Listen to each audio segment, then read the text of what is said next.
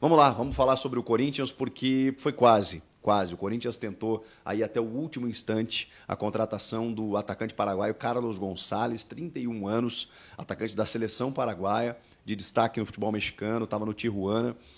Informação do Samir Carvalho, ainda na tarde da segunda-feira. O Carlos Gonçalves era a última esperança ali do Corinthians tentar um centroavante, como uma oportunidade de mercado mesmo, seria por empréstimo, porque todos os outros nomes tentados, eles não foram conseguidos, né? Com exceção do Héctor Hernandes, que eu até já vou falar sobre ele, mas o Arthur Cabral não houve acordo, o Corinthians até quase despendeu uma grana federal para ter o jogador do Benfica, o Benfica endureceu, não teve liberação, o Alex Arce da LDU, bom, o Gonçalo Plata aí, né, acabou fechando com o Flamengo, não é necessariamente um centroavante, mas era um dos nomes alvos do Corinthians, o próprio Michael, que também parou no Flamengo.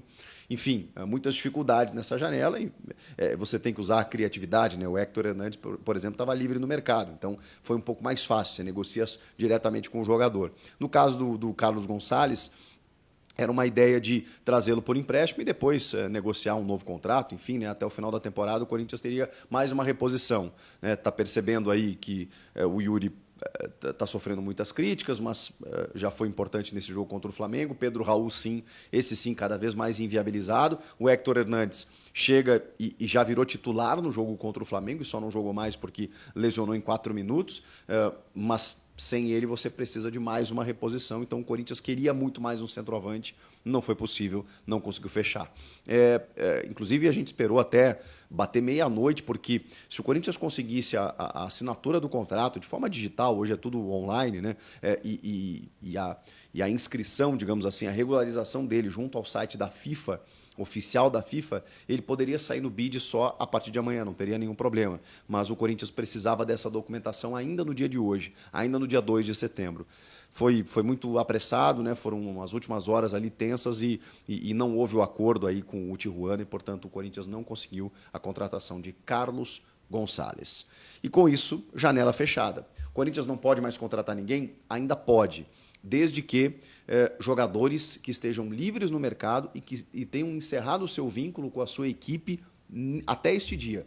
Um exemplo é o Alex Telles, né, que se acertou com o Botafogo, que, por exemplo, conseguiu ficar livre no mercado, teve a sua rescisão, né, junto ao Al Nassr, e aí ficou livre para negociar com qualquer clube. O Botafogo poderia anunciar ele daqui 10 dias que não teria problema. O mesmo vale para o Corinthians. Então, jogadores que estejam livres no mercado e que tenham se desvinculados das suas equipes até esse dia, 2 de setembro, o Corinthians pode anunciar a qualquer momento. Então, vai ter que, digamos, garimpar o mercado para ver se existe algum jogador com essa característica. Por hora, a janela está fechada. Héctor Hernandes, acabei de falar sobre ele. O Corinthians anunciou que ele teve uma lesão, mas é uma lesão leve. É uma lesão detectada no posterior da coxa direita, se eu não me engano, né? Uma lesão de grau 1B, exatamente. É uma lesão leve, é uma lesão considerada leve com um período de recuperação de 10 a 15 dias.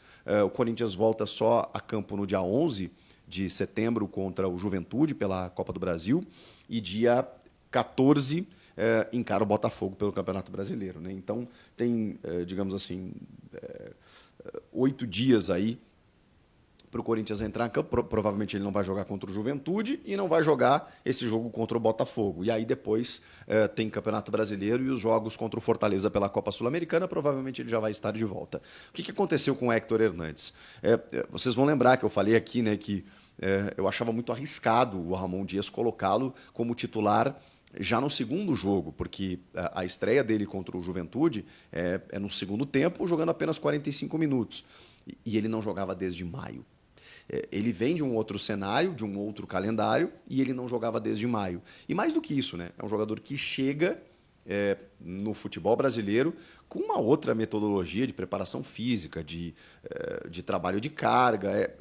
É um negócio completamente diferente. Então, muitos jogadores têm essa dificuldade. O Michael estourou no Flamengo em 2 jogos, o Igor Coronado sofreu muito quando chegou.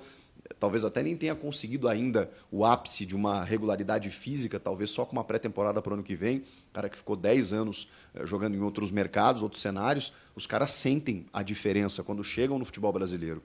Então, o Héctor Hernandes, ele joga 45 minutos, 3 dias depois ele começa como titular. Provavelmente, eu não acho que tenha sido jogo, tenha sido treino.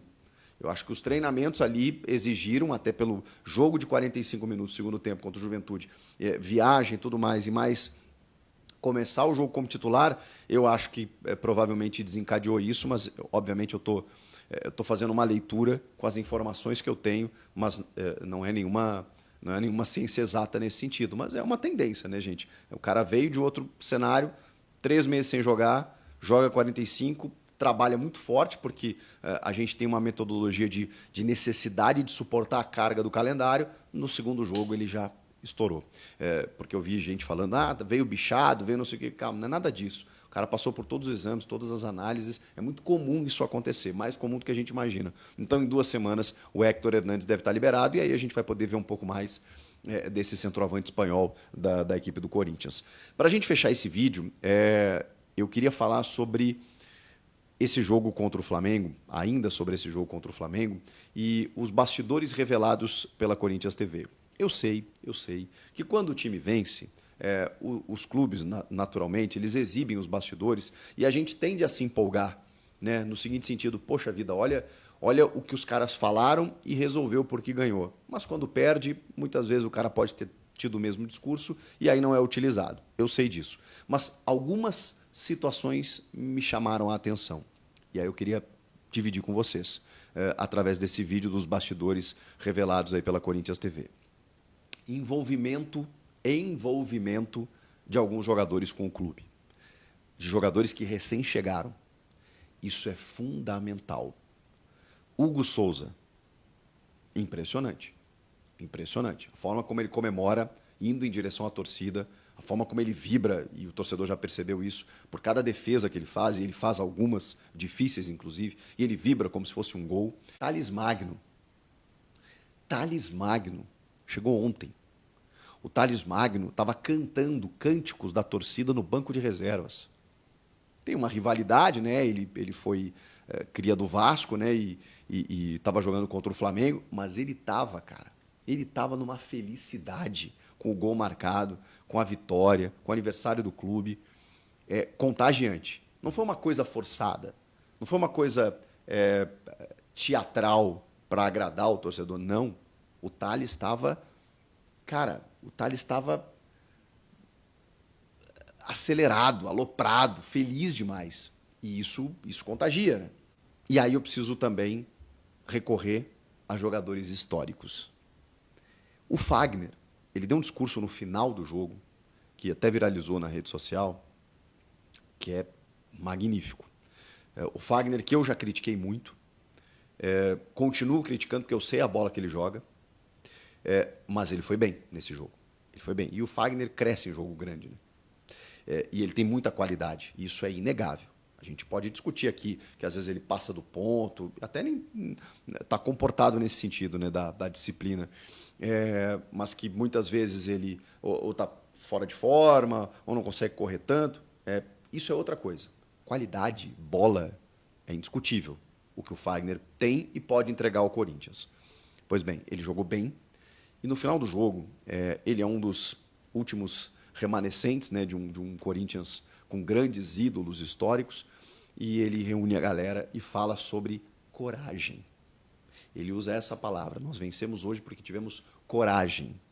E tem que ser assim daqui para frente.